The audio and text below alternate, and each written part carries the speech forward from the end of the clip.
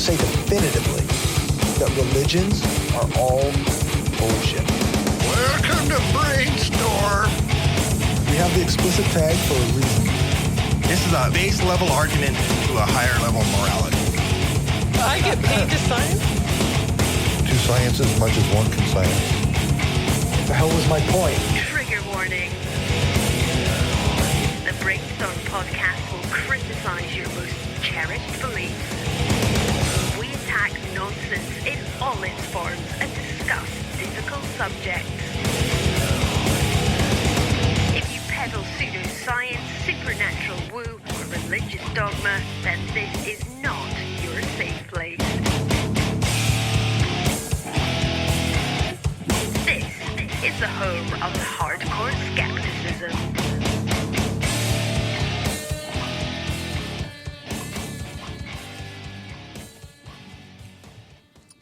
Hi, and welcome to the Brainstorm Podcast, Skeptic Studio, where we do interviews, major topics, and news related to skepticism and atheism. I'm Cory, and my panel tonight are Angela. Hello. Rene. Hello. And Leo. Hey there. With the always amazing Dave doing sound. And God. And God. And God. We're here in Roman Empire Studios in Regina, Saskatchewan, and today is November 10th, 2017. Our guest tonight is Mike Smith from the Poorly Summarized Podcast. Thanks for joining us, Mike. Hey, thanks for having me. So I guess a good place to start would be, why don't you tell us a little bit about your deconversion story and how you got into podcasting? Oh, okay. You know, I've told this story so much. I wonder if I just make something up then. Bore people to tears. Yeah, I feel like it's a little generic, and you're right. I should start kind of flavoring it up a little bit with add ninjas. Yeah, that's what writers of 80s video games thought. That's for sure. Yeah, that's right. It's not cool enough. We need to add more ninjas. So first off, I'd say so I grew up LDS or Mormon. LDS for short. This Church of Jesus Christ of Latter-day Saints. It's a bit of a mouthful. Truncated to LDS or Mormon. Speaking of mouthfuls, P.S. I was a Mormon missionary. We'll get to my Speaking of euphemism, I'm not going to make any. I'm making no dick jokes. I do so many dick jokes on my podcast that I've just got this rule that when I get on another person's podcast, I won't even say the word dick. Hold on a second. I think we're at a count of 10. Yeah, you might have violated something there. Prove it. We have a recording. Rewind the tape. I am going to say the name of the Church of Jesus Christ of Latter-day Saints in Spanish, which is, I did my Mormon mission Spanish speaking, and I just want you to understand the pain we would have to feel to say this. La Iglesia de Jesucristo de los Santos de los Últimos Días. That was the church. Nice. That sounds pretty amazing. And there was a really popular, invigorating children's hymn that went in English. It was, I belong to the Church of Jesus Christ of Latter-day Saints. And there was a Spanish version that we would do. And speaking of mouthfuls, anyway. That sounds like deconversion story. Listen, guys, you're going to have to keep me on track here because, boy.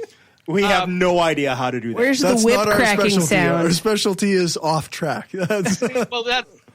Well, on my podcast, I've got Justin, my co-host, and he, A, is an asshole. B, and no, he uses he's a skilled manipulator of my focus. I was telling the crew about what your show was like, and I described it as kind of a straight guy and funny guy show where Mike tells his stories and Justin kind of has these sarcastic comments in the side. I listened to it this afternoon, and I was quite entertained. It was quite. Oh well, thank you. We'll get to the podcast in a bit, but so you're just listening it for the first time. He was on the podcast. He was on the podcast. No, they don't listen to the things that I do. Okay. Fair enough. Well, I'm flattered. You see, my strategy for getting listeners is to be on other people's shows so that the people who are interviewing me, will be forced to at least listen to one of my episodes. So anytime I'm on another podcast, I get a download bump of one. It's like sheep stealing, right? It's just like sheep stealing. Well, I have a question. Speaking of the Spanish Mormons, Time out. Is it related to me deconverting to Mormonism? For the love of God. in a kind of roundabout way. In a kind of roundabout way. So, this fun fact: did you know that in Guatemala they play the punch buggy game with Mormons? Like whenever you see a Mormon, you punch your friend. Did you know that was a thing? No way. Shut your mouth. No, How do you know that? I shit you not. I went for a couple-week trip down to Guatemala a couple of years ago, and I was informed that was a legitimate game, and it was. I got punched so many times because the Mormons are just walking loose out there. Yeah, Mormonism does well in like developing countries, but we don't call it punch buggy. For the record, it's slug bug. Well, Sure. And he is way more catchy. I'm not saying that. I'm not saying America does everything better than Canada. How can you say slug bug no returns? That doesn't sound right. Which, by the way, remember that sounds like a mouthful. Hey, listen. I don't appreciate your goddamn dick jokes. Hey! God's in the room. Well, technically, he's in the next one. He's in the next room. I can call him over. For those of you who don't know what they're talking about, I've decided that is he your producer, God? He's the guru. He's our sound tech guy. His voice is what we imagine God sounds like. Exactly.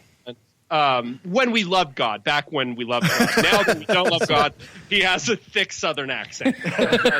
So also, if we could get back on track, that Okay. Please. I'm kidding. Deconversion story. Hey, listen, you would make a great Justin. Is all I'm saying. And that is not a compliment.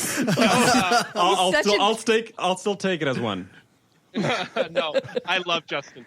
Anyway.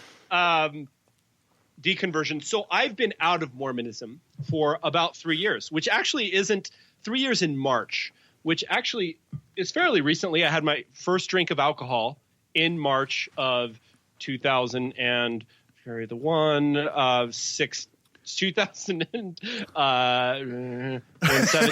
2014, I had my first drink of alcohol. What did you have? Was it like the girliest drink? Was it like a Mai Tai? Shirley that's Temple. Sexist. Don't gender my drink. Second of all, I was in Costa Rica. We were on our 10-year anniversary, and they gave us a free drink voucher with our room. And my wife and I had never discussed that we might drink alcohol together or anything. She just semi-sarcastically was like, hey, let's use these. And I was like, okay. Decision made. And then so I had my very first drink was like some kind of like a mixed, smoothie alcoholic drink. Did it have a little umbrella? And then the second, probably. Yeah. And then the second drink that night was a local beer. And then the third one was Jim Beam, a shot. Nice. So that's what I had my first night. I got drunk every night for the rest of the nights in Costa Rica after that. And so anyway, but my so that's when I stopped going to church, was roughly around that time. But I was an active Mormon atheist for years leading up to that. I would say it started in undergrad. I was studying architecture, which is a pretty. It's kind of like an art degree, and art degrees are pretty critical. Mm-hmm. And there's sort of like this idea in art that there's no idea that you shouldn't abandon overnight if you find a better idea. I don't know if I got the syntax right in that sentence, but I think you follow me. And so I was just constantly being exposed to critical ideas like I hadn't, in the past. I was 20. I started architecture school when I was 24. And so I was just exposed to this. I started reading a lot of philosophy, not my degree, obviously, but I was just kind of dove into philosophy for a while. And I actually just slowly concluded that God didn't exist. I wasn't happy about this at all. And I resisted it for quite a long time, and So you went to architecture school and you realized that God didn't exist. yeah, I realized God didn't exist, And you weren't happy. I'm like, well, it troubled me. But the thing is, I'm a straight white male. I think Mormonism was designed specifically for me. Like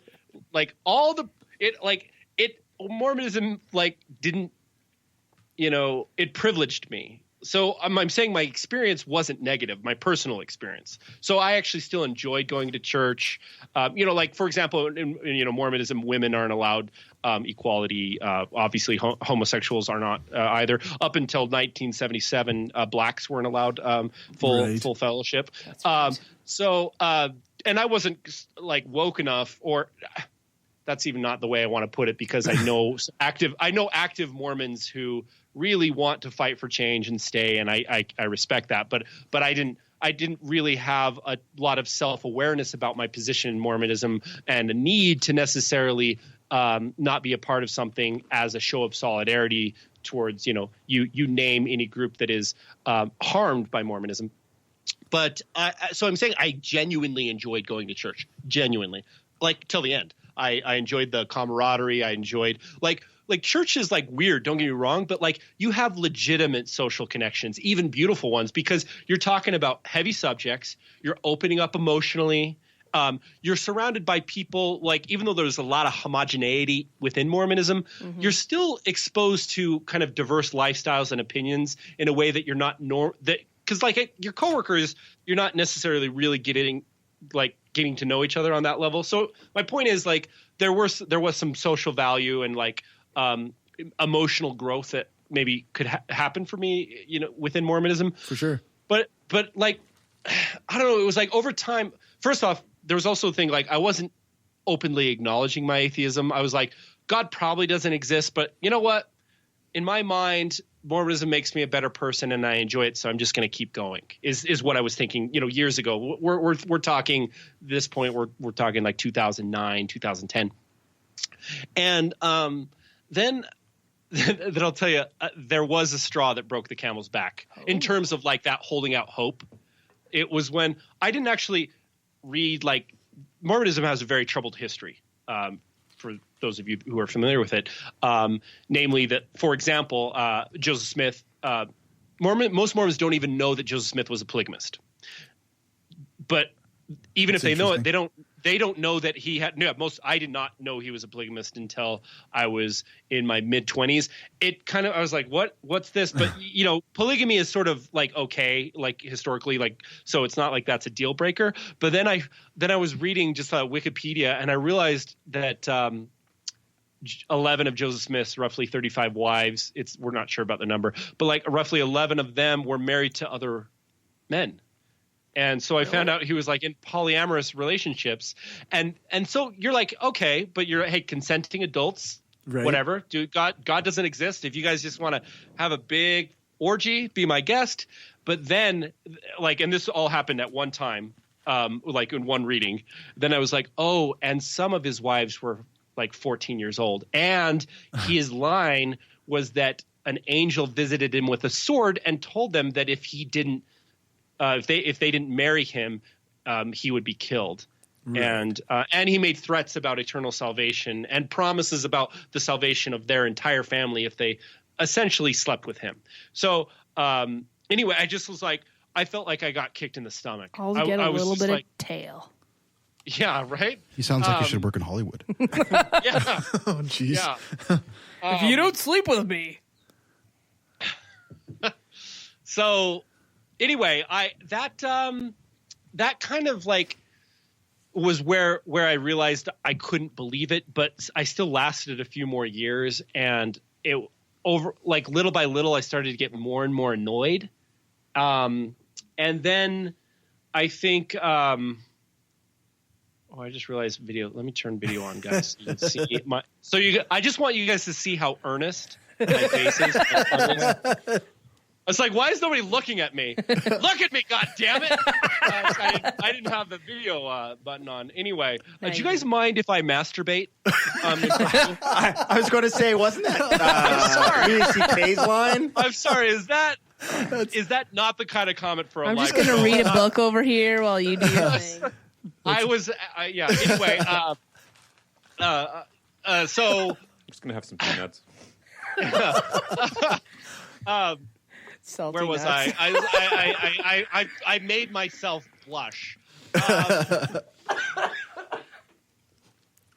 Sorry. Oh, jeez. I was talking about salty nuts. Yeah. So yeah. I like them salty. Yeah. What did- Yes. So I found that out. The rug was pulled out from under me. But I kept going, and then ultimately I think it was like I moved back to Utah eventually, and I had a little girl. We adopted this girl, and I just was like, can I, as a father, raise my daughter in this? My daughter, who is considered technically unequal. Even they say it is not, but I'm saying it's, women are can't hold the same level of authority as men. And I just like realized that it was no longer about me like just enjoying Mormonism by myself. There were kids involved. Right. And so I kind of like went from going to church every Sunday to just stopping immediately. And then like and it kind of happened around the time like it was on my mind, and then when I had alcohol, it was sort of like, all right, and now I'm just embracing this lifestyle. I'm done. Well, there you go. And, anyway, so it's right. It's true what they say about alcohol. It's the devil's drink. That'll turn you atheist just like that. Damn right. So I told you it's not that entertaining of a story. No, that's a good story. What could I was fishing for compliments and thank you. I thought it was fine. It's actually a good story. Probably I better think than mine. it could have been a better story if it was like a couple Mai Tais later and it's like, fuck you, God. Yeah. Yeah, there was. I'll tell you another kind of awakening for me. Like, part of me too was like I realized that I was just leaving church angry, and I think a lot of it socially at least, came to a head when we're in church and somebody was like, the guy's giving the Sunday school lesson, and he said something like, Jesus always taught that this wasn't his message, it was his Father's message, and why would he do that? And people started raising their hands, talking about how humble Jesus was and his great humility and his perfect example. And I like raised my hand and I'm like, so like if I borrowed my dad's Ferrari and somebody said nice Ferrari, and I was like, well, it's my dad's, I wouldn't expect this to be like go down in my biography about how humble You're not I was. so humble that you. And it's like, I'm like, this is the kind of cult of personality surrounding Jesus that bothers me. It's like everything isn't an example of his love and kindness and perfection. Right. And somebody who I respected, who I considered objectively kind of smarter than me, told me to knock it off, like in class. And I realized something. I'm like, it was like, that was a bit of a push for me out too, where I was like, I'm at a point where I'm like ruining this experience. Like, don't get me wrong. I'm not above spoiling a party. All right. With a story. But like, I just realized I was like, I was offending people. I was becoming less funny and more offensive over time. So there are a lot of factors, but ultimately what I just realized probably the specific reason is that I knew I couldn't raise my daughter in it. And anyway, it's been quite fun since. I wouldn't say I'm happier. I would say life is 15% more fun.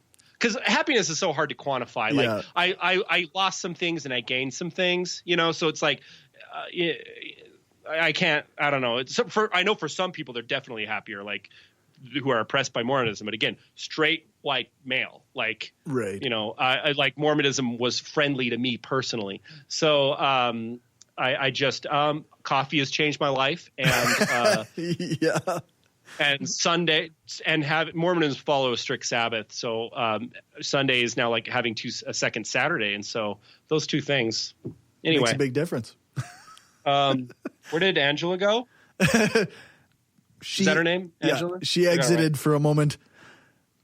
so I guess your story about your church experience there, where you kind of were like, yeah, that's not really, he doesn't really deserve the praise for this being humble thing. That reminds me of something you talked about recently on your show, where you don't really appreciate or don't like it when people get praise for things they don't necessarily deserve. Oh man, I wanted to ask you about this because that was hilarious to me. The certain schools that are kind of half-ass schools are getting praise as though they're the tops or whatever. Well, first of all, I would say I just think overall we want to keep our standards really high for what we want to pat ourselves on the back for. Only, or at least that's just how I am because I don't know. Actually, there's not a reason. That's just naturally how I am. I think the advantages of that are that it maybe keeps you chasing something better and better. But and also don't brag about where you went to school. That's fucking weird. But if you're going to brag, if you're going to do it, which please, for the love of God, don't. But if you're going to do it, don't brag about going to Brigham Young University. Jesus Christ. Of Latter-day Saints. It's like, Jesus Christ, Latter-day Saints. See, I'm not going to swear like that. It's just it's a goddamn mouthful. It's one too many words. I just put my hand in my mouth and said Church of Jesus Christ of Latter-day Saints. Sounds dirty. That's what I was doing. And I'm sorry. I know I made a promise earlier. Yeah. But anyway, so thanks. So I tried. That's what on the podcast I talked about how I legitimately when I graduated from both my undergrad and my graduate degree, went going to the graduation ceremony and literally feeling nothing. No, Mike, you did a good job. No pride at all. Legitimately felt fucking nothing. I was, if you looked at me at the graduation ceremony, you would have seen a vast sea of gowns and my gown sitting on my lap. Wow. Yes, but Did you even put on the gown? Well, it got hot, so I took it off. But anyway, I'm just a cool dude, too cool for school, as they say. So, but it's kind of I feel like I'm kind of a little too snobby about it. I need to let people have their enjoy their satisfaction, because part of me is that thing that keeps me from being proud of myself in moments like that probably keeps me from being. I'm probably a little less happy as a result. I'm perpetually dissatisfied. Perpetually. Nothing's ever good enough. I think we all are to a degree. Yeah, I think that's fair. Yeah. I think I suffer from it a little. Maybe it's it's the artist. I think a lot of artists are that way. So there was a bit on the Jim Jeffries show, just this most recent episode, where he's in front of a bunch of kids and he says, "Success doesn't make you happy. I'm very successful and I'm fucking miserable." I saw that. It was very awesome. Well, I also would say this. Usually people, this offends me a little bit. Not offends is a strong word. This annoys me. It annoys me more than the woman in front of me when I was in line in graduation who was crying because she was so proud of herself. But I heard you tell what annoys me is, people who you guys didn't listen to a real episode of our podcast. We're kind of on a hiatus, so we're doing these informal conversational shows because my co-host is having a baby this week, and they just moved into a house, and he does all the editing. And anyway, is he Arnold Schwarzenegger having a baby or? He's not having a baby.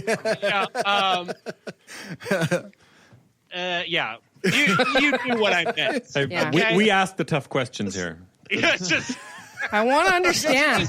You guys are just testing how woke I am. And was the test that I failed. Now, anyway, what annoys me is people use the term success to mean money. Yeah. They always that doesn't. I legitimately. It's not something I train myself out of. I don't define success as having money. This is going to just quickly turn into a really obnoxious, motivational speaker sounding opinion. Let's do it. Let's go there.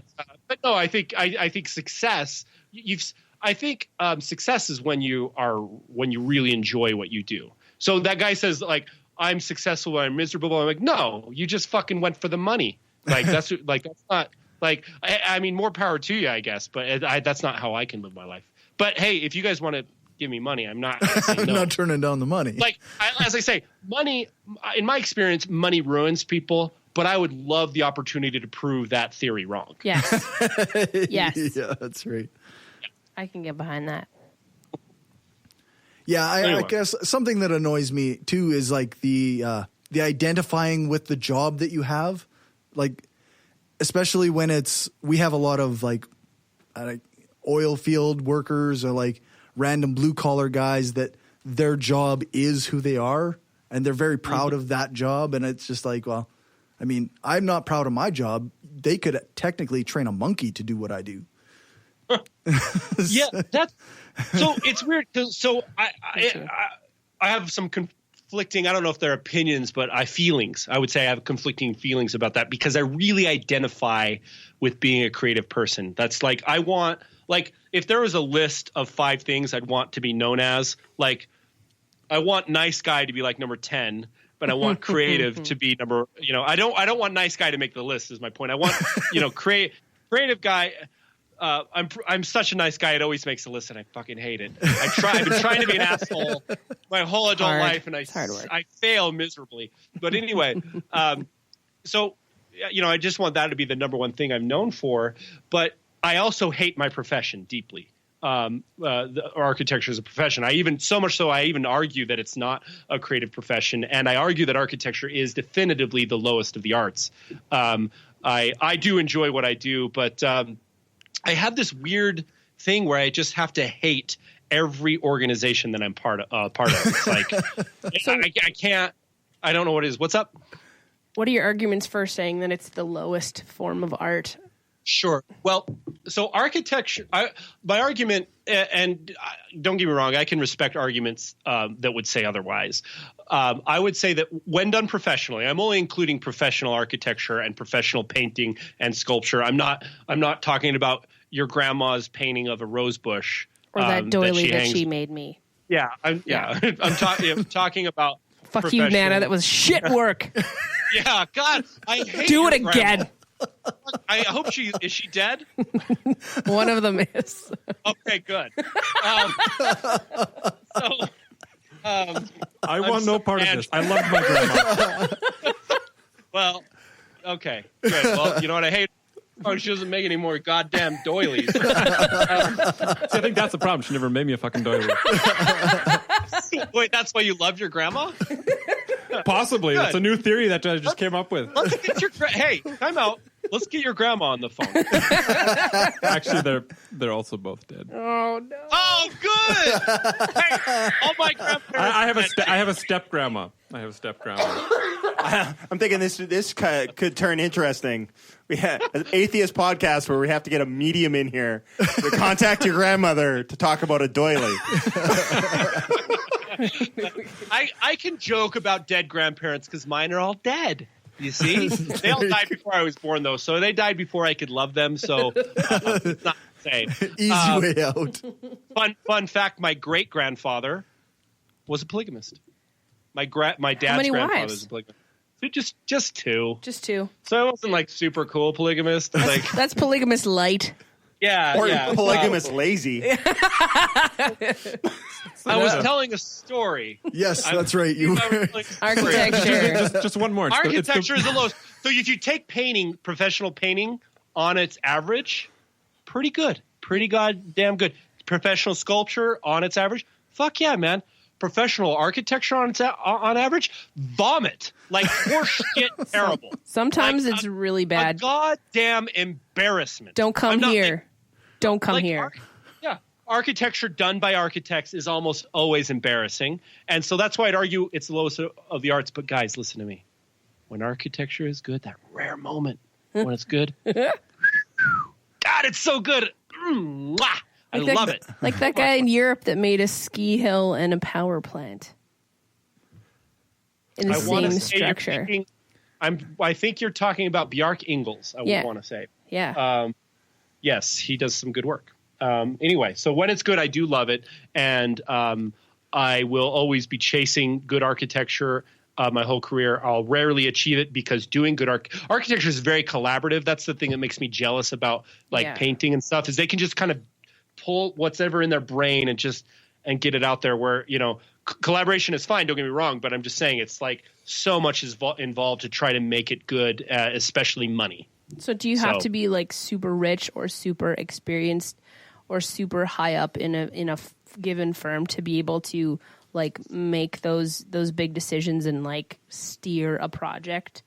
I mean, it just involves a lot of clout to do it. It involves, there's a lot that comes together. You have to be the easiest part of doing good architecture is being talented, and that's pretty fucking hard already. But that's the easiest part. The convincing clients to give you money, convincing like and convincing them to take a little bit of risk, like especially in a market like mine in Utah that's a little more conservative. It just takes a lot, and it can be done. I'm not saying it can't be, but it pays. There's a large toll to be paid. But I'm pretty happy with the design autonomy I have at my firm. I'm not some big important. I'm not a partner or anything. I graduated 5 years ago. Okay. But I still get to do some fun designs. So cool. I'm not changing the world, but I do. I'm proud of some of the work I do. That's cool. So it is a thing that you feel. Yeah. So I'm proud. Like, for example, I wasn't proud of my degree, but I was proud of some of the work I did while in college. Plenty of it. Anytime I do anything good, I'm proud of my podcast. Like, am I changing the world? No. Like, is it the best podcast? No, but it's a thing that, like, to me, like a degree, for example, is just saying that I showed up. You know, where to me, like anything I do that's like, I don't know, that's creative or like that goes. I'm not sure how to describe it. Where I'm kind of going beyond what I think one should reasonably expect to do in their free time is where I feel like, good job, buddy. Proud of you, buddy. Anyway, fair enough. Well, I wanted to be an architect when I was younger. I wanted to be an architect. Everybody did. Yeah, it's common, but it's really so. The big reason what happens is people want to be architects. First of all, they always say this. They're always like, "I wanted to be an architect, but I'm not good at math." And I'm like, "Oh boy, I never do math. Nobody does math." People who are good at math tend to be really good at good at the project management, problem solving side of architecture, which is extremely important. Mm-hmm. But an architecture degree is like an art degree, and but the thing is, like, it just doesn't pay what people think. You know, I was in college for 7 years. Starting salary in Los Angeles out of UCLA, where I went, was $41,000 a year with a master's degree. So I'm saying, and some serious student debt. So I'm saying there's people see those numbers, they see like what it takes. You know, because after school you still have to to get your license, you still have to take a bunch of exams and do years of hours.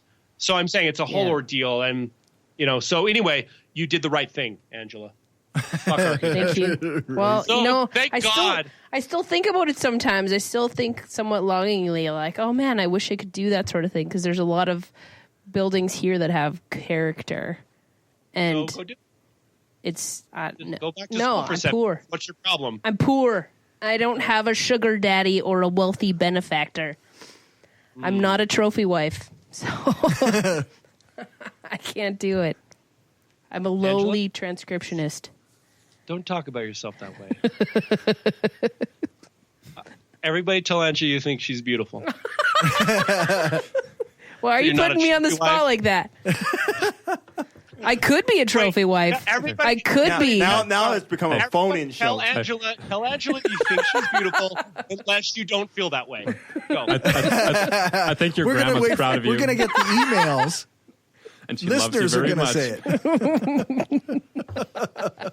Listeners, please tweet at Angela or email tweet it, letting her know that you would be proud to have her as your trophy wife. But please don't do it unless you have like a household income above $1 million. I mean, let's not get greedy. You're not a $1 million wife, okay? Goodness. Gotta reach for the stars, man. Just don't be proud of yourself when you get there. That's all I'm saying. Okay. Right. Existential, just. It's one of the deadly sins. Yeah.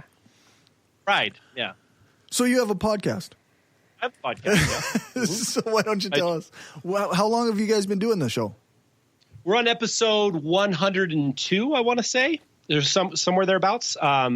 we do once a week. So that's, roughly 102 weeks. Like I said, because of our schedule right now, where it's a sporadic publishing, all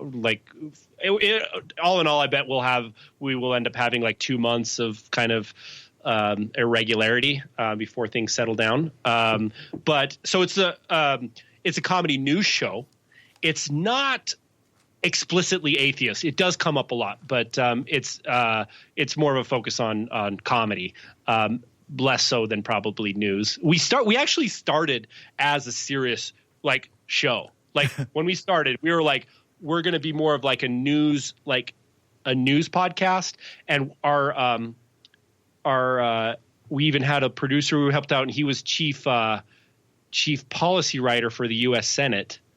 And we were trying to be kind of wonks, but like when being informed isn't your full-time job, goddamn, that was a lot. Like good like news podcasts are done by by news people, not by amateurs. So it was like so much work that we shifted away from that into the focus on the comedy. So we have like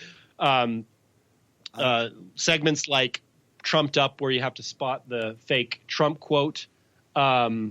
We have Stupid Shit My Friends post, where our listeners submit like stupid memes, conservative memes that we make fun of. And then we just cover weird news. Anyway, but the podcast started because we were toying with it. And then when the LDS Church announced in November 2 years ago that they wouldn't allow the children of homosexuals to be baptized in their church. I don't know if you knew about this. Yeah. We were so upset about it, specifically my co-host, that he was like, I don't care. We'll figure out what our podcast is later. Right. We're just going to record right now. He's like, get a mic, record. We're recording tomorrow. And so we didn't even have a name. And that's how it started. That's kind of how you have to do it almost. Yeah. Just got to decide. Yeah. Although, to be fair, if you're trying to do a serious news show, right now the news is so fucked up, it just turns into comedy anyway. It's that's the thing. Our Trumped Up, where we do the fake Trump quotes. Well, it's one of 4. Like it ends up being like legit news, but it's like always, it's sad funny. But I'm saying it's funny because it's ridiculous. So anyway, but we haven't been doing Trumped Up lately because that's part of our hiatus. We're just trimming them down now. Like our last episode, we were just talking. It was entertaining, even though you guys were just talking. I found it entertaining. Thank you. And I enjoy it. I actually enjoy that format very much. I don't know if the bulk of our listeners do. There are podcasts that are strictly like two people talking that I enjoy, but we'll see. Maybe, who knows? Maybe we evolve. But I am starting a second podcast, guys. Oh, tell us more. First off, you need to listen to the episode, or the second to last episode, where I read. So right now, let me just back up.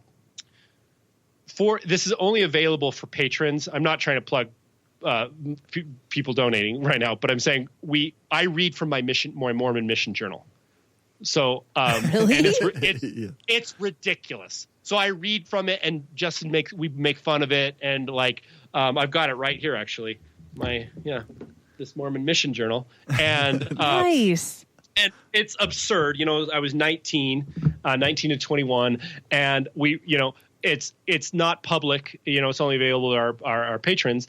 But because our schedule was, what it was, we decided to publish one of them to the public. But my co-host is just Justin's a lot more private, and I don't think he doesn't want that to be its. He and I, how would I put it? No, that's actually not the way I would word it. Justin is too busy, I would say, to have a second podcast. His life is too crazy. Right. And so with a baby, because we've decided that this Mission Journal podcast is way better than Poorly Summarized. And wow, we want it to be public, but it's just like, we don't want to drop Poorly Summarized. Justin's too, he's just got too crazy of a life, so I'm going to start it with someone else, its own podcast where I read from my Mormon Mission Journal, and the idea is we'll invite guests on, and they'll read their Mormon Mission Journals, and it is amazing. Awesome. Yeah, I'm going to be famous.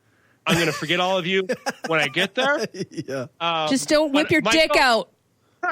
No, my goal is I just want to make enough money so that Angela will be my trophy wife. And then I can go to architecture school and be just as jaded as you.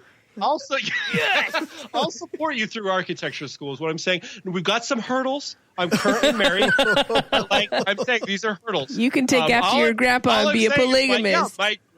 My great grandpa polygged, and I'll be your long distance wife married to somebody else, and then we'll be just fine. That'll be great. So anyway, that's my podcast. That sounds awesome.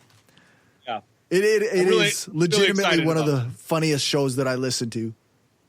That is very flattering to say. Cory listens to a lot of podcasts. I don't know if you know this about him, but I don't. He does all the things except for maybe cook. I don't hear about him cooking much, but he works his ass off, and then he listens to podcasts, and then he goes to the gym, like some of us binge watch Netflix. Cory, what are the odds that we can convince you to take that shirt off? I'm saying are no odds. No, zero. Okay. Because this is a podcast. No. Well, I'm looking. That's what I'm saying. I'm watching. Fine. Don't keep it on. Just send me some pics. We were just talking about pics earlier. You can. Yeah. I love getting pics. Don't say it, guys. Nobody swear to God. Now, anyway, where was I? I was saying, so thank you for saying so. I never get sick of compliments. Are you guys with me? I never get sick of people tweeting compliments. Hint, hint. Right? I never get sick of people tweeting compliments. I love it. I've never gotten any of those. Yeah, nobody does that for our show. Well, what is this word you speak of? Tweeting compliments? This requires... You guys, wait. Sorry, you guys don't get like 50 to 100 tweets a day talking about how great your show is? No, we do not. Oh, yeah. Me neither. You get those? Tell us more. No. What are those like? What's it like to be famous? You have to be funny. All I'm saying is that I just want to be able to go to a restaurant without my meal being interrupted requesting an autograph. But, such is the price. That's the price you pay. Yeah. Because podcasting is so glamorous. Because everyone knows a podcaster's face. That's right. Everyone. And I hope you're proud of yourself. You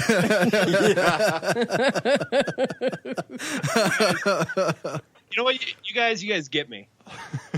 You're welcome back on the show anytime. You bet. Good. I was talking to Rene and Angela at supper. I was telling them about the first episode I ever listened to of your show. And you were telling a story about rats in your house. God. Oh, that's a doozy. Okay, go on. So maybe you can tell the story of the rats that sat on your shoulder. Okay. You guys have seen Stranger Things, right? Nope. Okay, that's okay. Well, Stranger Things 2, one of the themes is no parental supervision anywhere. And that was my life growing up in the 80s and 90s, was like no rules. Wow. So in light of that, we had rats. Now, you're like, okay, other kids with rules had pet rats. Sure, that's rats, frankly, are cute. They're fucking cute, and they're smart. They actually make great pets. But what made us a little different. Just a little 1 degree different than everybody else is that we didn't have a cage for the rats. How many rats did you have? Just let me set this up. I'll just let you talk, man. I feel uncomfortable actually shushing a woman. It's I feel it makes me feel sexy. It's okay. It was a jokey. It's okay. It was a jokey shh, Yeah. not a mansplaining shh.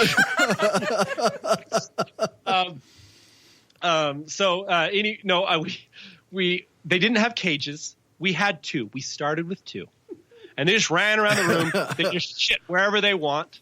And the room smelled, but you get used to it.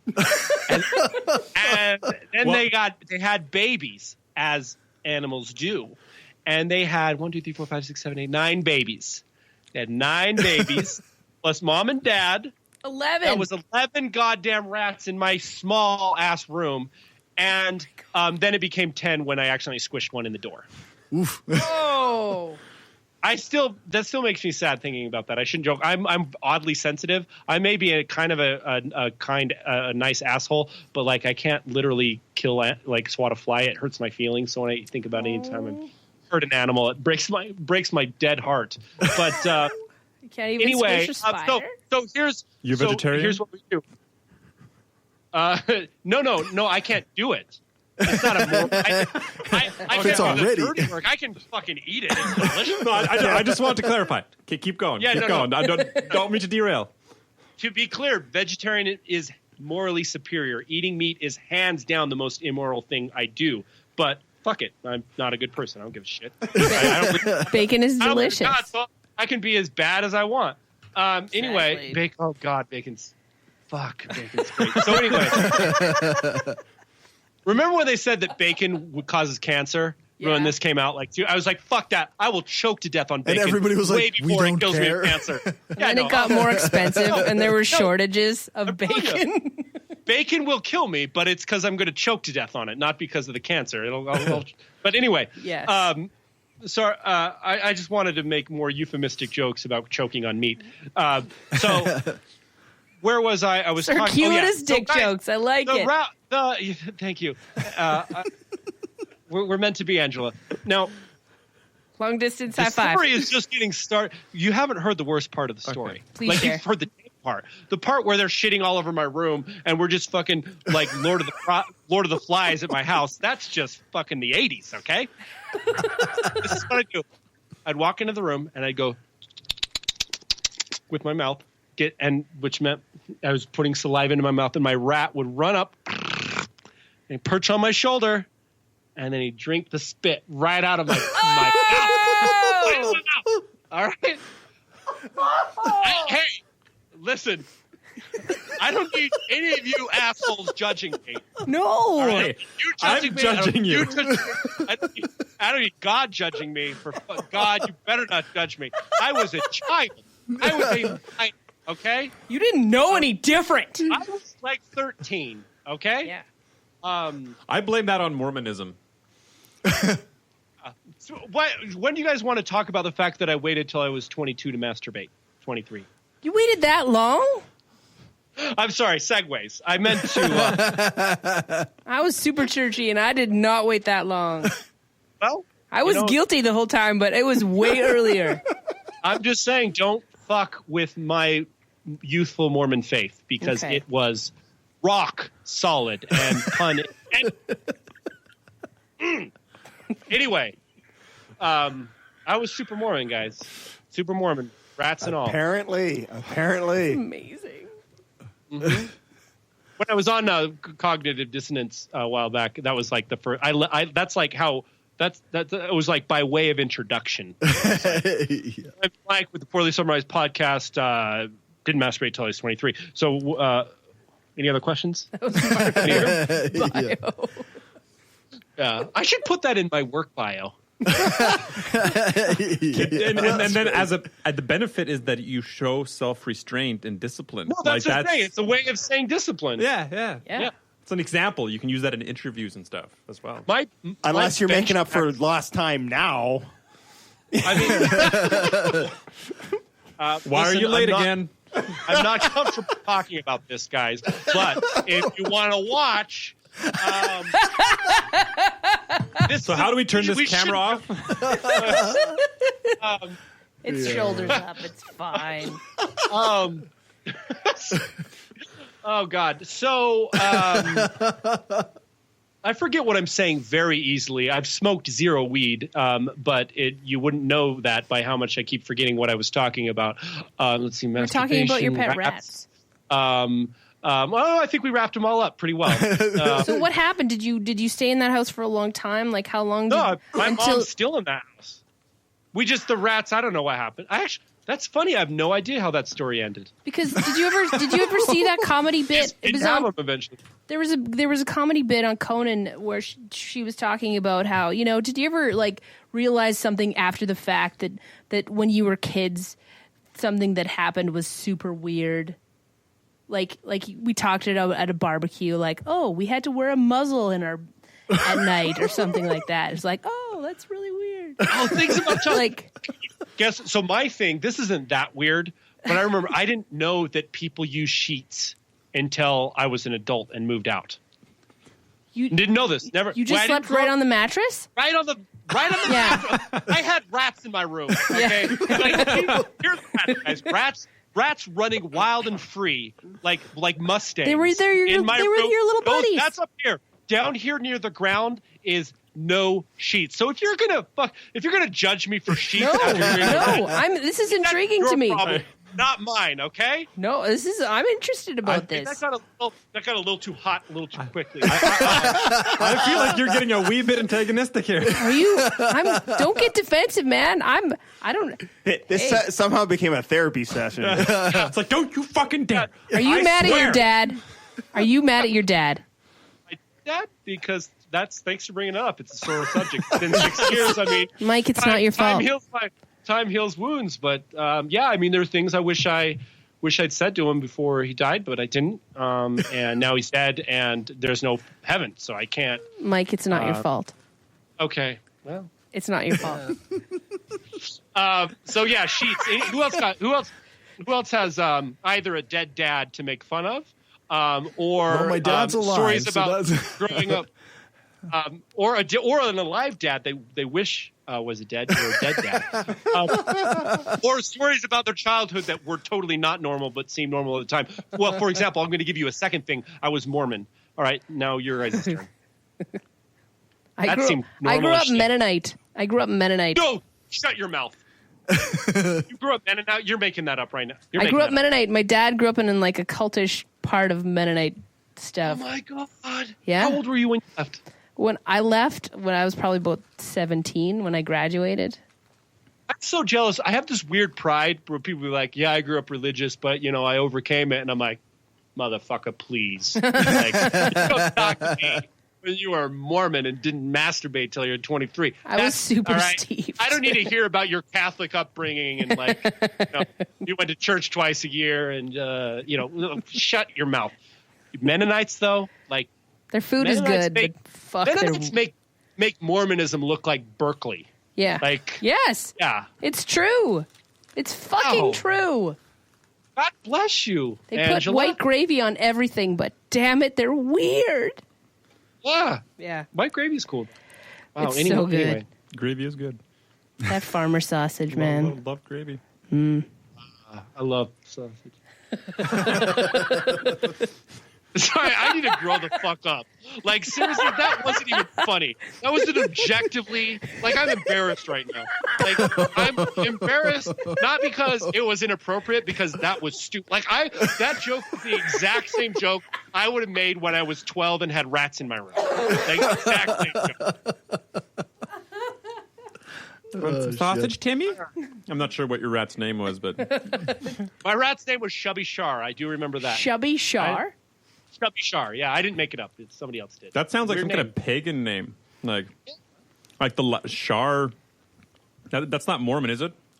I don't know where it came from. It was so. That's another thing in my house. We always had my friends, my siblings' friends living with us. Like they didn't ask my parents; they just would suddenly be living with us. And so my brother's friend lived with us, and he named the rat Chubby Shar. And I think maybe he ultimately moved out and took the rats with him. I think that's what happened. But side note, you want to know who else lived with us? Previously, you guys are supposed to say who? Sure, yeah. Who? Sure. Please do tell. Do tell. Share more. Famous, not any longer. I think she's retired. Porn actress Michelle Sinclair with the porn name of Belladonna. Do you guys have a laptop? Yeah, you're on it. Belladonna. No, she got porn star of the year in the 2000s. Good for her. I had a huge crush on her. And it's funny, this is related to Mormonism too, because I remember when I found out she was doing porn, My shock. That's when he started masturbating. I hadn't masturbated yet. I was 21 when I found out. I found out in one of my college classes. We watched a 2020 episode of 2020. I don't know if that's in Canada, but it's like a new show. And she was like interviewed on it. I think I saw that. That's how I found out my like high school friend. She was my sister's best friend. Was doing pornography, but my shock wasn't her doing pornography was my number 2 shock. My number 1 shock was that she was doing pornography that involved other women. Women on women, like lesbian. That was the worst. Michelle might be a lesbian. Oh, by the way, she's also a famous porn actress. But like, forget that. Like, we'll talk about that. Right. But isn't Mormon country like the hub of access to porn? Isn't that like? Don't Mormons access it more than anybody else? I thought there was. I think it's popular here. I haven't looked. Yeah, I've heard like per capita big consumers of porn. Hey, what are you guys' favorite websites? I'm sorry, what? I'm just going to say I did read an article on that apparently Salt Lake City and the surrounding area is one of the highest consumers of porn, and on top of that, one of the highest consumers of homosexual porn, for that matter, in the United States. Like it's up there. I'm not sure if it like how close to the top, but it's pretty high up there, like higher than the Mormons would like it to be. That's why they were trying to ban it. Any at all would probably be higher than the Mormons. And like I also heard that there's a website now or a group that is making porn that's geared to Mormons. Yeah, of course. There's porn for everything. What's that? That's rule. What's the internet rule that there's porn for everything? Rule 38 or something. Rule 34 or something like that. Yeah, 34. Yeah. Anyway, could we actually all take a break to look at some Mormon porn? I'm saying we'll talk about it. We'll watch it. We'll talk it. Listen, I'm concerned about quality content. This will be funny. It'll be like instead of this is strictly a third for podcast. research purposes. How about this, guys? This is going to be my third podcast. The second one's going to be the Mission Journal reading. The third one is I watch Mormon porn and talk about porn review.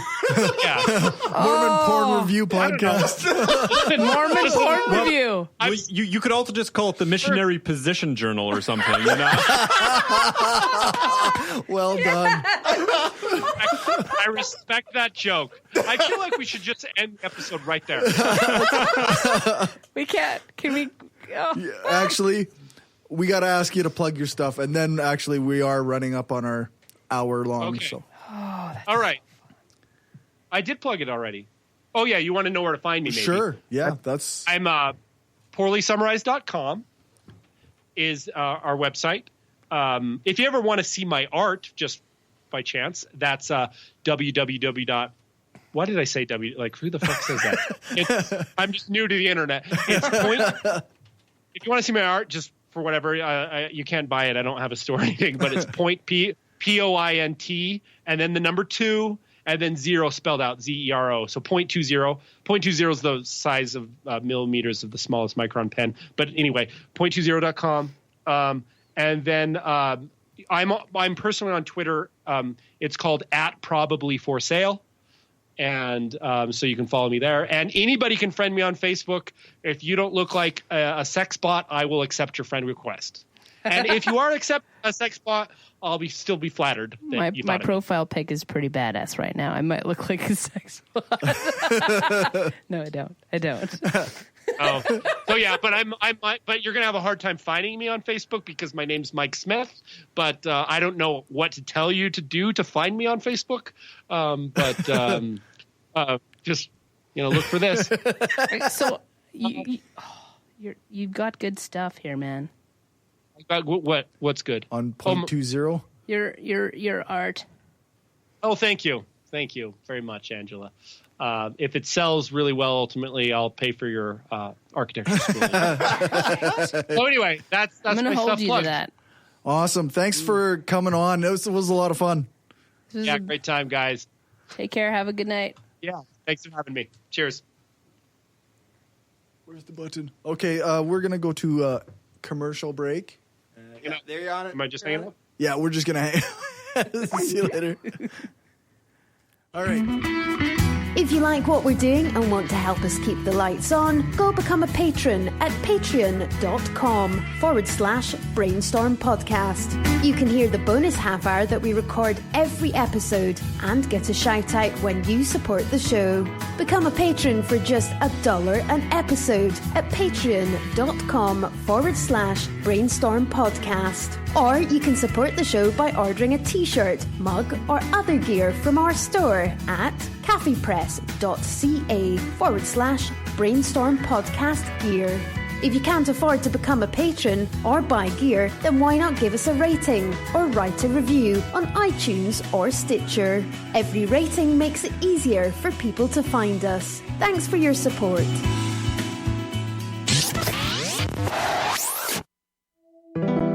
We are given one life, full of billions of small and large decisions.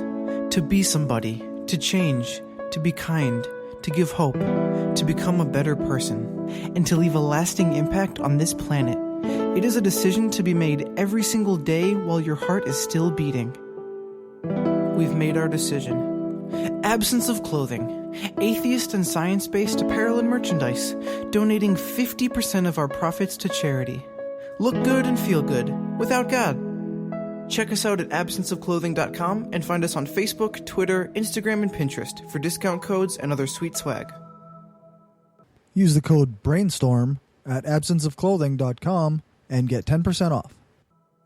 The Hardcore Skeptic Examines is a bi-monthly documentary-style podcast that includes interviews, research, and commentary from your host, Cory Johnston. That's me. As the host of the Brainstorm podcast, I've spent the last 3+ years trying to spread critical thinking and skepticism while having fun. This project is intended to look at some of those same topics covered by Brainstorm, but a bit deeper. With the long intervals between episodes and the long format, I'm hoping to provide good information that educates as well as entertains. Check out my Patreon for more details at www.patreon.com/hardcoreskeptic or follow my Twitter at hardcoreskeptic. Hey y'all, this is Tucker from the Atheist in the Trailer Park podcast. And I might live in a beer can, but I ain't no inbred redneck. And if you listen to my podcast, I'm gonna learn you something. And no, I ain't talking about how to marry your cousin and not have kids with 16 fingers and stuff like that. I mean, I actually talk about real stuff and teach people where the Bible stole its stories from. So y'all give me a listen, would you? Thank you. I think we're back. All right, we're back. We're back. I just want to, before we get into the show, I want to say thanks again to Mike for coming on. That was a ton of fun. That was so much fun. Not to speak ill of our previous guests, but that's one of the best guests we've had in a while.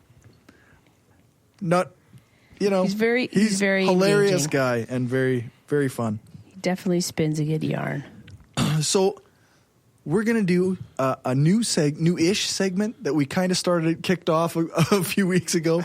We're going to call this Fuck You, You're Cool. Still waiting on that heifer, Julio.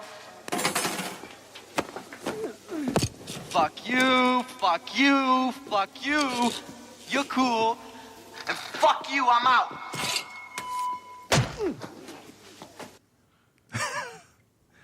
Yes, that's right. So my fuck you this week is for the activist mummy, Elizabeth Johnston. She is apparently... No relation. No relation. Yeah. And, even if she was related, she deserves this fuck you so much. Like, she's just an awful, awful person. Tell us more. She's a relatively well-known Christian blogger who is constantly outraged about modern society and sex. And, anything modern, secular, or sexual. She recently had a big campaign where she would burn copies of the printed copies of Teen Vogue in response to an online article on the Teen Vogue website that talked about anal sex. Wow. Oh, she was that one. Yeah, she bought a bunch of Teen Vogue magazines so she could burn them, which... seems rather that worked awesome for the Beatles and Kiss and all those other ones that they smashed the records. They right. Fuck if I care. You already bought them. Exactly. Stupid fucking protest. Actually, Teen Vogue is now currently going out of print, or is no longer going to be printed. And so she's busy claiming victory over Teen Vogue now. Mm-hmm. This is now something that she's successfully done. I highly doubt it was her. Yes. Yeah.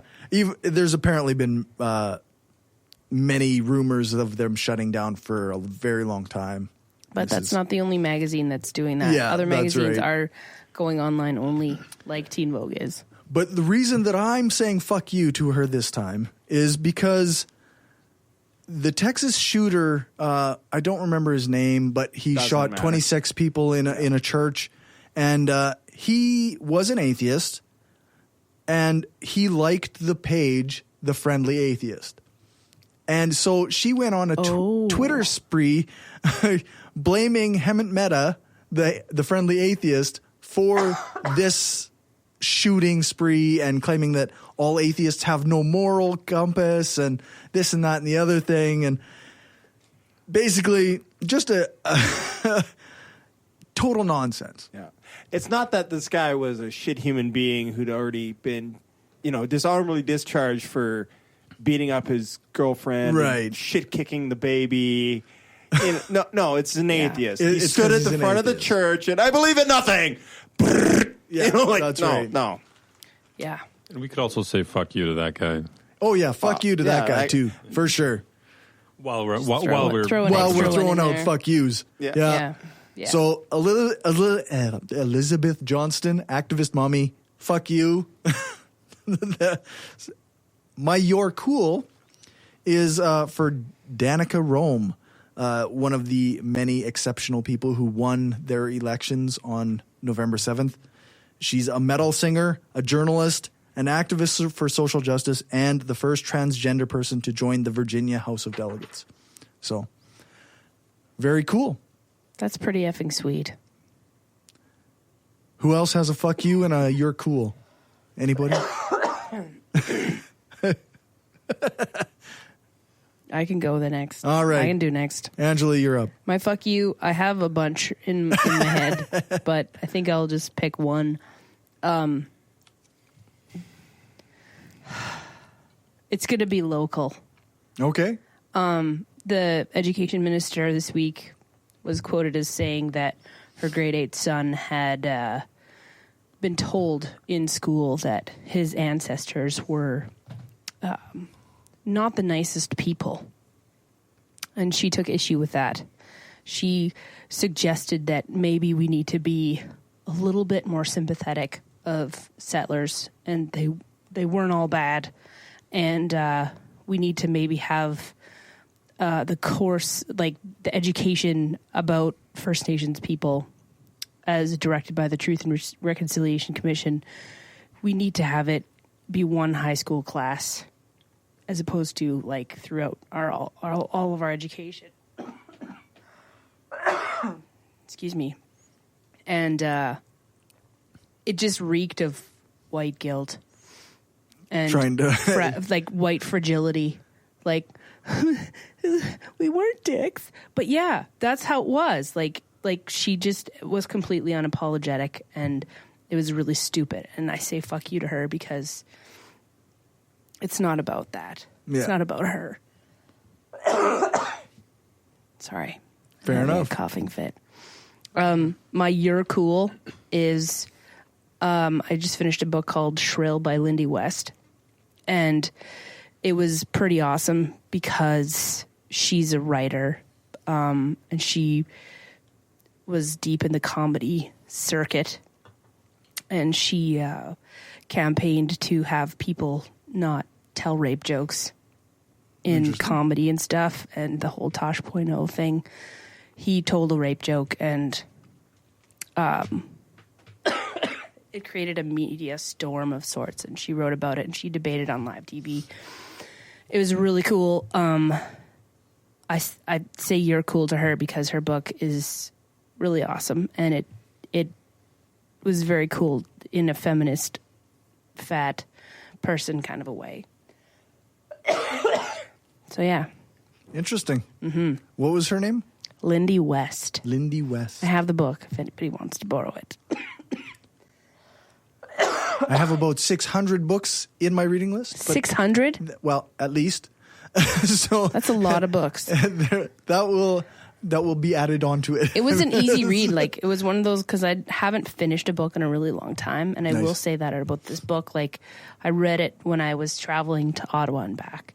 And I managed to finish it when I got home. And it's just one of those books that's really easy to read. And you can pick it up and put it down. Cool. And it wasn't like heavy. It was funny as hell in some spots and really heartbreaking in others. But it was just really good. Right on. All right, who's next? Leo? Rene? Well, I didn't really prepare that much for this segment, but the one thing that irked me, speaking of education, the fucking Alberta Homeschool Association, whatever the fuck they're called, like inviting Ken Ham. Fuck Ken Ham. And that's all I have to say about that. Like, fuck. Yeah, everybody who listens to this show probably knows who Ken Ham is. So, yeah, I should have expected it, but for some reason when I saw that, it just fucking pissed me off. Didn't they invite somebody else who was shitty not that long ago too? Yes. I was just reading about that. I can't remember who it was, but last year at this exact same conference, they booked someone else that was just as shitty and just as much. So this is just their thing. They just invite shitty people. Well, it's all homeschooled Christian shitheads. Well, I think we should just have them get like an anti-vax person next year or something. Like just invite all the bullshit. Yeah, why not? Okay, on today's, we're going to have an anti-vax here, we're going to have a psychic, and Ken fucking Ham. Welcome to the shit show. To top it all off, bring in the crystals! You get a crystal, you get a crystal, you get a crystal. And just for something different, you get the salt lamp. The South African Himalayan salt. It's a very I've been told it's a very soft light. It's very flattering. Just makes your skin look so soft and even toned. Can I have obsidian and rose quartz, please? Those two. Those are the crystals. Those are the crystals. And on that same note, I would just like to say that our new Governor General, I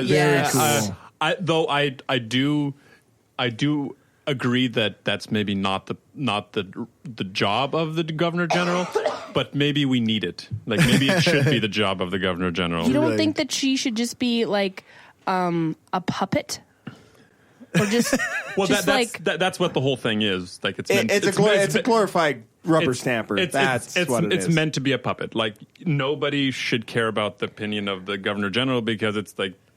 It's symbolic. It's symbolic. So Adrienne Clarkson was symbolic. The Governor General at one point, and she was involved with the arts. That was her passion as a Governor General before she became a Governor General, and then during. So how fair is it to her that she was like, "Oh, that's good art."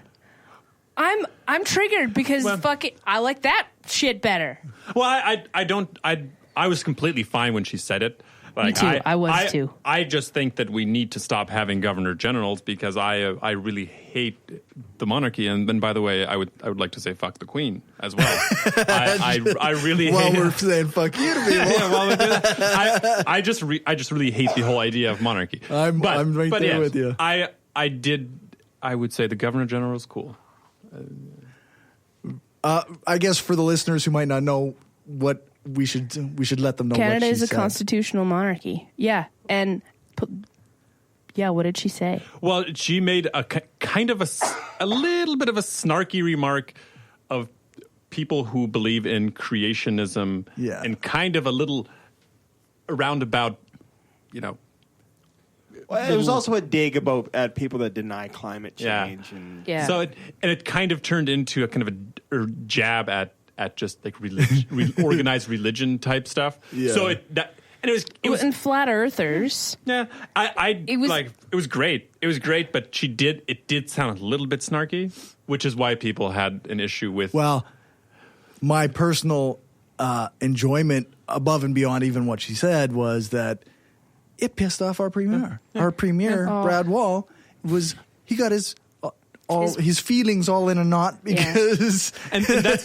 another thing that we should address. Like the outrage came from people who disagreed with her. Yeah. It was not, and then they said that that's not her role. Though I kind of agree that maybe that's not your thing. Sure, but had she made a remark like in their favor.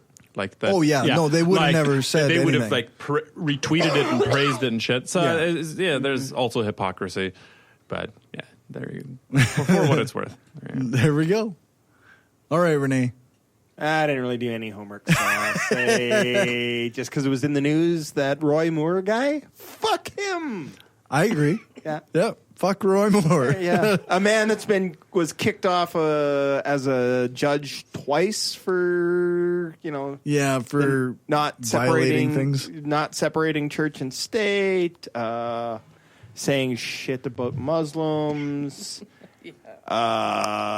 showing up basically in a cowboy hat and pointing a gun at some conference thing he did. Oh, that was him. That was him. Right. And apparently doing very inappropriate things to 14-year-old girls, granted 30 or 40 years ago. But what was his argument? For doing the inappropriate things? Yeah. What was his statement about Mary and Joseph? Oh, was that, I don't know, was that him that said that, or was that one of his supporters that was like, I'm going to have to check. I don't know. I haven't seen it's biblical or whatever because... But he sort of disproved the whole virgin birth with a statement. Oh, is that right? As though Mary and Joseph had sex. She was super young. Yeah, I don't know. I hadn't so read that made it stuff. okay. Yeah, most people will say that Mary was very young when she had Jesus, but then they waited until she was of age before Joseph actually fucked her, which is I don't know. It's a bit of a stretch. Yeah, I don't know. At any rate, I think a stretch. I think the guy's an asshole. Like, fuck Roy Moore. Agreed. Fuck Roy Moore. I have no one cool. You have no one cool. Right. Everybody sucks. When I first looked at this and it's like, fuck you, you're cool. It's like, fuck everybody. No one is cool. No one is cool. Right now, the news is just a fucking wash of shitheads. Like, yeah. Everyone in entertainment are a bunch of sexual deviants that it can't keep it in their fucking pants. Yeah. And I can't think of anyone cool. All right, fair enough. So it's 9:52 here. We will go to... we may as well take our music break for live listeners. Early? Yeah, a little early. Fuck. That has never happened before. And I've been on the podcast for almost 2 years now. Yeah, Me that's right. too. For live listeners and patrons, you can enjoy the next few minutes, and then we'll be back. For regular feed subscribers, this is where we'll end the Skeptic Studio. Remember to check out Shift to Raisin Radio next week to hear listener feedback, new patrons, and iTunes reviews. This episode's music is Turn Soonest to the Sea by Protest the Hero, Build God, Then We'll Talk by Panic at the Disco, and Get Up by Korn and Skrillex. The Facebook page is up to 998 likes. 998 people. We're going to stay live until that hits 1,000. Come on now. We need to hit 1,000 likes. Click those likes. Click those likes. I might have to open an additional 2 Facebook pages just to like them, just 2 fake. Yeah, that's right. Just click the goddamn button. I'll figure out some cool giveaways for the extra T-shirt I have and some ball caps I have if we hit 1,000. Anybody got a thing to plug that isn't me? No. I will plug again my next weekend. I don't think I'm going to head out to LA because it's just too expensive, and I hate Trump. But yeah, if you're in the LA area, next Saturday the 18th, I have a couple films playing at the TCL Chinese Theater. TCL Chinese Theater. I think that's what it's. Yeah, that's right by the Walk of Fame. Cool. It's a very historic theater. Anyway, for the LA Skins Film Festival. So there's a film called From Up North I did the music for and some of the audio, and then another film called Gas Can that I did location audio and mixing for. So cool. If you're in LA, go to TCL Chinese Theater November 18th. Check out the festival. It's really going to be cool. Nice. I have not done any new episodes of the Hardcore Skeptic Examined series, but I'll get one done soon. I was airing live on the radio, Brainstorm Radio, 2 days in a row this week because of our Spreaker account, we have 3 hours of broadcast time every day. So I could theoretically broadcast any day that I want for 3 hours. So, I mean, they're there on our Spreaker account if people want to check them out. One of them was actually on, yesterday, which was our 4th anniversary. We have been on doing our show for 4 years as of yesterday. It's a real thing. It's a real thing. What a waste of time. Yeah. Quality free since 2013. Quality free since 2013. Yeah, that's about it.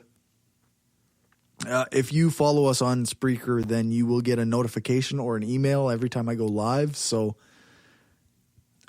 just keep your eyes out for that if you want to listen to me ramble on and play some music.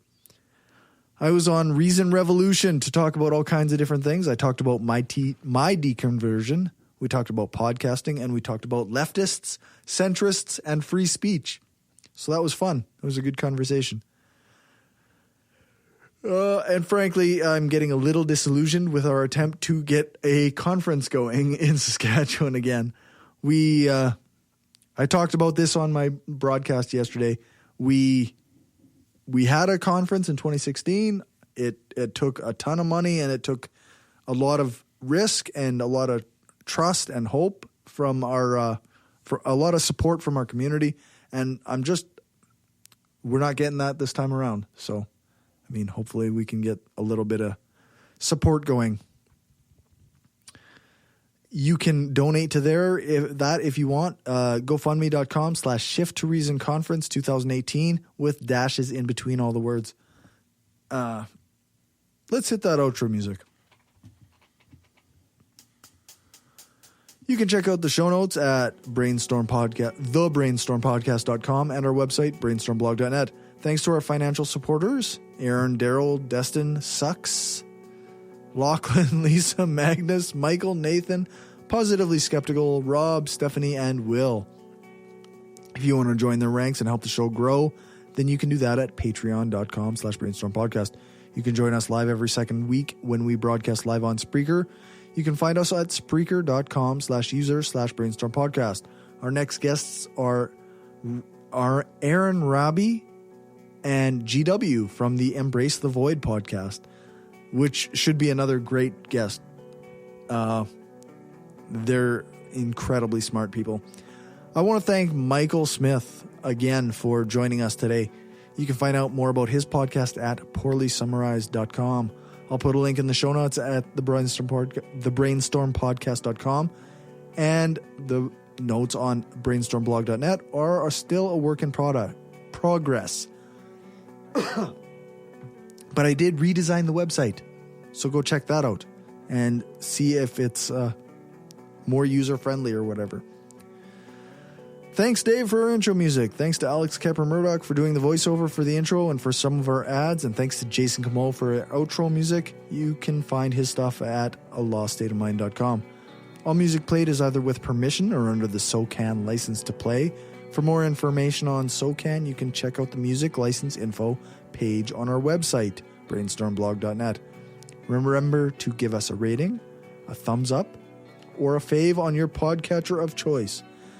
Join our Facebook group, like our page, follow us on Twitter, share the show, and spread the word. Thanks for listening. For live listeners, we're going to do a bit of an bonus show on mixler.com/thebrainstorm podcast with dashes in between the Brainstorm podcast. I fucking hate those dashes. And listen to the bonus content before it goes patron only. Thanks again, and remember, the truth matters.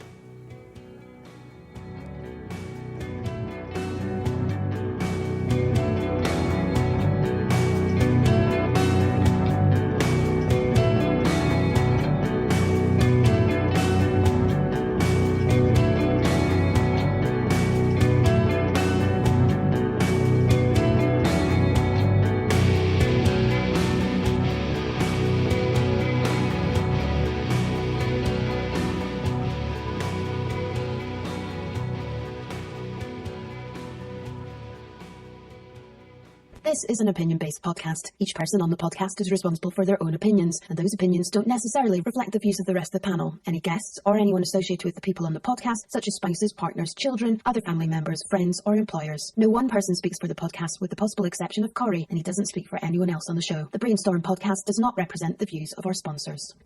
We just wanted to say thanks to everyone who listens to us, shares the show, gives us a rating on iTunes or Stitcher, or supports us through Patreon and Gumroad. We don't have a lot of interactions with our listeners, but what we have had proves that we attract some of the best people around. Smart, kind, and cool. An audience truly worthy of the titles hardcore and woo-free. Thanks for helping us make the world a smarter place.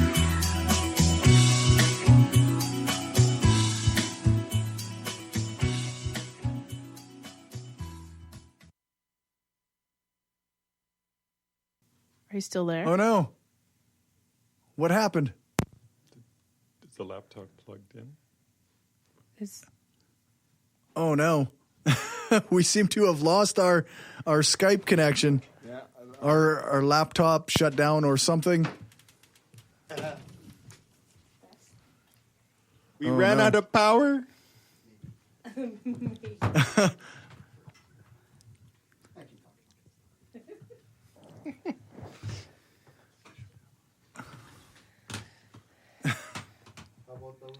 How about those local sports Sports teams? go, sports.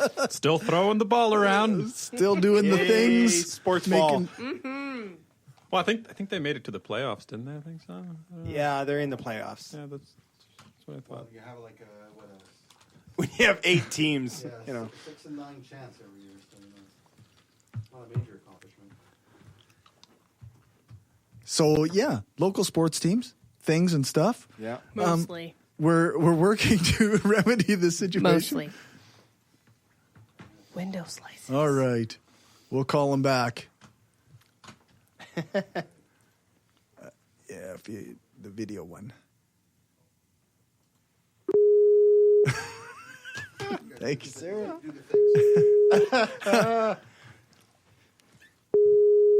It's been a while since things crashed. You know, Hey, guys. Sorry about that.